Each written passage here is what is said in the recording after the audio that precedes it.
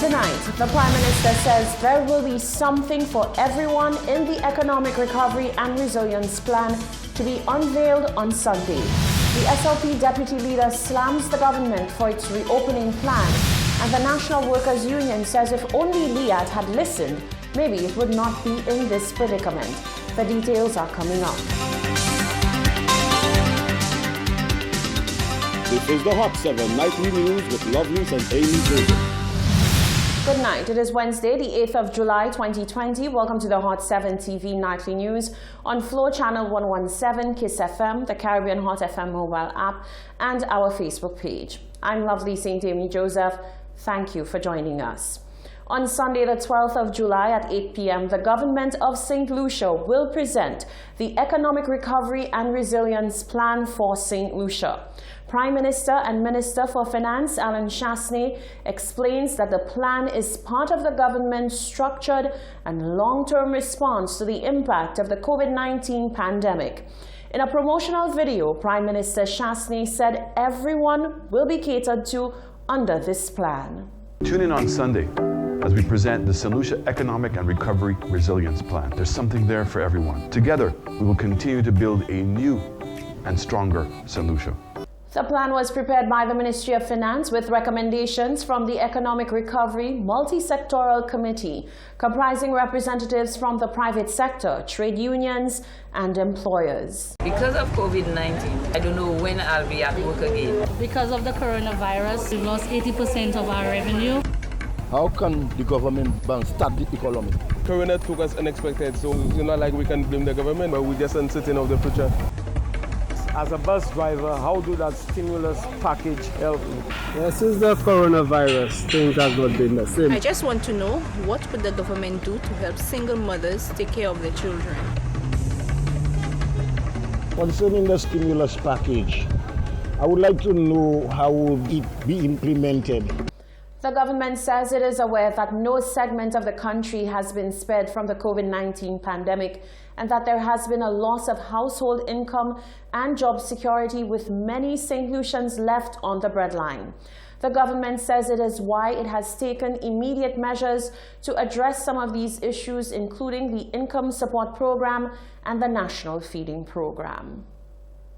SLP Deputy Leader Dr. Ernest Hilaire has made it clear that the party does not believe that the country should be rushing into opening up to international visitors at this time. Dr. Hilaire described as shocking the announcement by Prime Minister Alan Chastanet that some people will come to St. Lucia without being tested and instead be tested at a tent at the Uanora International Airport. Dr. Hilaire questions why St. Lucia is footing the bill for this. The first deputy leader of the St. Lucia Labour Party, Dr. Ernest Hilaire, has taken issue with the timeline set for reopening St. Lucia's borders to international travelers, in particular travelers from the United States. The concern is that the government is being too hasty. We cannot see the reason why we should be acting in such haste to have visitors from countries that are worsening in the COVID crisis. The United States is worse off today than it was when they started. Dr. Hilaire has taken further issue with the announcement by the Prime Minister that some international travelers will not be held to pre-testing requirements. He wants to know why, and further, he questions who is footing the bill for the testing tent at the Uanora International Airport. And I listened to the Prime Minister saying virtually that people can be coming down to St. Lucia without having done a test. And that there will be a tent at Uanora International Airport where people will be tested. They will then be taken to a resort where they will be allowed to stay there until they get the results. And if they test positive, then they go to a treatment center. If not, they enjoy the rest of their holidays. Why are we even doing that to our people? Why are we deliberately, consciously allowing persons from countries without being tested and knowing that they might be infected? Why are we doing it? The SLP believes that the priority of the government at this point should be on the full reopening of the local economy. We believe that government should allow restaurants and bars and shows and sporting events and all aspects of local life to be opened up as fully as possible. If what we're hearing from the medical professionals is that, and it's correct, that we have no active cases of COVID in St. Lucia, we have no in-country transmission, then why not? Why can't we open up the local economy and allow the country to breathe as much as possible? And we believe that should be the priority of the government. Dr. Hilaire says St. Lucia should be gradually opening up to the regional economy as much as possible, and only when it has ascertained that the international economy is safe should the country reopen its borders. He urges extending of relationships and opening up to other countries that have similar situations in terms of the management of COVID-19. Antigua-based workers with the cash-strapped regional airline Liat have until Friday to agree to proposals by the government as it moves forward to prevent the liquidation of the company by its major shareholder governments. Prime Minister of Antigua and Barbuda, Gaston Brown, who is opposed to liquidating the airline, held talks with representatives of the Antigua and Barbuda Workers' Union on Tuesday, but the union's general secretary would not divulge the details of the deliberations. Brown is seeking support for his idea for the formation of a new company, Liat 2020, should the airline be liquidated. Here in St. Lucia, the National Workers' Union is speaking about what it says were the myriad of woes that plagued the regional airline. Genevieve Gonzague reports. The National Workers' Union, NWU, represents 28 Liat workers in St. Lucia who are facing job losses with the impending move to liquidate Liat's few assets. Senior Industrial Relations Specialist at the National Workers' Union, Lawrence Poyot, says the current predicament that Liat finds itself in is due to a number of issues, chief among them being improper management. The unions and employees made several suggestions with regards to how the operations of Liat could improve, and they never really took it on board. You're meeting with directors and shareholders, and they're requesting, suggestions because the airline has been in a crisis for a while because of bad management.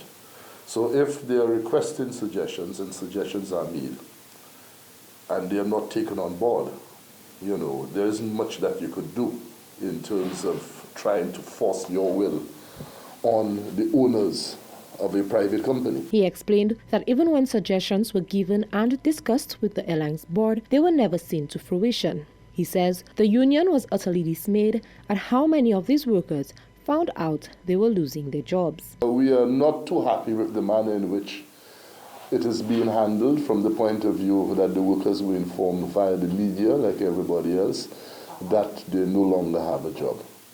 As a result, we have met with the employees to find out from them what their concerns are. And the principal concern is to secure the benefits that are due to them. Bearing in mind that the Liat network employed persons throughout the Caribbean, including St. Lucia, and if an aggregate is taken of the years of service, you will realize that they have given thousands of years of service to the company.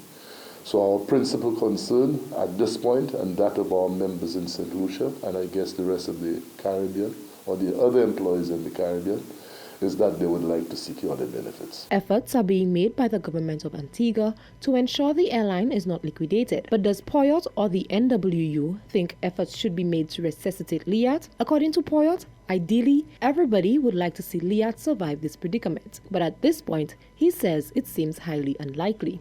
So would a privately owned commercial airline be better? Not too sure. The Caribbean Star was privately owned.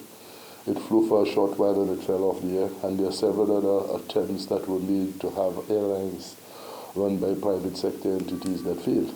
Okay, there are some major airlines in the world right now that are failing because of COVID. So the question is not, ownership, but the question is one of management. One of the issues that you had, which is a burning issue for Liat, more so in recent times, is the extent of political interference. Because of shareholding, aircraft were assigned to certain destinations or jurisdictions, and in some instances they were flying empty. He, however, has made it abundantly clear the national workers are only interested in ensuring the workers they represent are compensated duly if they are to lose their jobs. Reporting for Hot 7 News, I am Genevieve Gonzague. Boxing coach in the Ministry of Youth Development and Sports, Conrad Fredericks, says he, as well as many other athletes, welcome the resumption of sporting activities in St. Lucia, which is slated for Friday the 10th of July. He says all protocols will be followed, but he is hoping for things to transition smoothly, as many of his athletes did not stop training during the COVID-19 pandemic. On Monday, Prime Minister Alan Chastanet announced the resumption of sporting activities such as tournaments and contact sports with revised and strict protocol for a spectator attending. Boxing coach in the Ministry of Youth Development and Sports, Conrad Fredericks, says everyone is going to have to adapt and learn to coexist with the virus. He says while he is glad that the go-ahead has been given to the sporting sector, it is still a bit limiting. What we be doing in June, we be training. If I have like 10 fighters, I train three at a time. I put two in the ring and one in the bag. When the one on the bag done, he go in the ring and one comes out and the rest comes out. Because we cannot do anything with a big team, because remember, from the protocol of coronavirus, we cannot do anything big. He explained that seeing he works primarily with youth and school students, not many persons would take the risk to go out to train. However, he was very encouraged to see that many students would still contact him to let him know that they were doing at-home training. But so far I train with it because the man does be in his gym. He don't have nobody in his gym. I be me alone in his gym. And they come down, sometimes I get 4 in the morning, sometimes I get 6 in the afternoon. I try to work around it because I cannot force the parents. Because boxing not a lot of elders like with a big set of 50, 40, because youths like school program children. A few been sending videos and showing me the working in the home, working in push-ups. You know, a few get fat. You know, but a few of them are showing me night videos and saying, well, coach, I'm working at home. I try to do something. Coach, look me, I exercising. You know, so they've been following me so far. They've been working with me. They've been working with protocol of coronavirus because, you know, we got to do what we could do. Patrick says that during the pandemic, videos would be recorded and sent to many athletes by the ministry. So far, what we've been doing, we were working with the ministry program. They have a program they're doing that. We've been working here. When we don't work, we send it to the ministry. They put it on the TV, on Wi-Fi, and they show it to people at how we could work around the coronavirus. You could get home, you could be at your home, and you could do your physical fitness. You could do boxing at your home. You could do boxing in the back of your yard. You don't have to do the cones that we have. You get the 4 stones and the same moves we teaching in the gym that you've seen on the TV. You could do it at your home. He indicated that now the go-ahead has been given for sports, he expects a lot more people to come out and begin or recommence their training. Reporting for Hot 7 News, I am Genevieve Gonzague. The Ministry of Labour has reported that more opportunities have been secured for St. Lucians to gain employment under the Canadian Seasonal Agricultural Farm Workers Program. The latest batch of 52 workers are now all set to take up employment in Canada following an orientation exercise held on Wednesday, the 8th of July. Organized by the Department of Labour, the orientation exposed the workers to what they should expect when they arrive in Canada, the importance of teamwork and deportment, and the basic do's and don'ts. Labour Minister Stephenson King encouraged the workers to be quality ambassadors for St. Lucia. The group of 52 St. Lucian men will leave the island on the 15th of July via special charter and will be employed on farms in various provinces for a maximum of 8 months. All workers sign commitment contracts and will undergo 2 weeks mandatory quarantine upon arrival in Canada. You're watching the Hot 7 TV Nightly News. Still to come, CCC and MWU try to find some common ground on the finances of the entity. The drawbacks of the state of emergency are still being debated, and coronavirus surges in countries around the world. That and more coming up after the break.